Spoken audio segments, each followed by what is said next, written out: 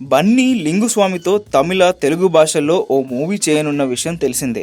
ఈ సందర్భంగా ఏర్పాటు చేసిన ప్రెస్ మీట్లో బన్నీ తాను పుట్టింది చెన్నైలో అని, సొంత గడ్డ అయినటువంటి కోలీవుడ్లో సినిమా చేస్తే వచ్చే కిక్కే వేరని, ఏ ఇండస్ట్రీలో ఎన్ని సినిమాలు చేసినా ఆ కిక్కు దొరకదని మాట్లాడాడు.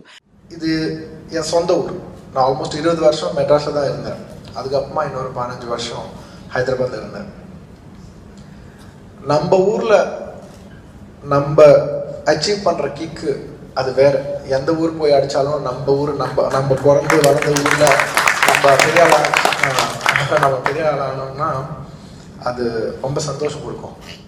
ఇక్కడ టాలీవుడ్ ప్రేక్షకులు బాగా హట్ అయ్యారు. పుట్టింది అక్కడే కావచ్చు, పెరిగింది మరెక్కడైనా కావచ్చు, కానీ ఓ స్టార్గా ఆకాశం అంత ఎత్తుకెదిగింది మాత్రం ఇక్కడ ఈ ఆంధ్ర, తెలంగాణ ప్రజల గుండెల్లో. ఆ విషయం మర్చిపోయి బండి నోరు జారాడు. ஊரில் நம்ம அச்சீவ் பண்ணுற கிக்கு அது வேறு.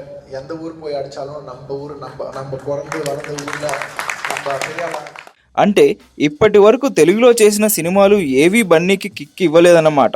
బన్నీ మహా మాటకారి.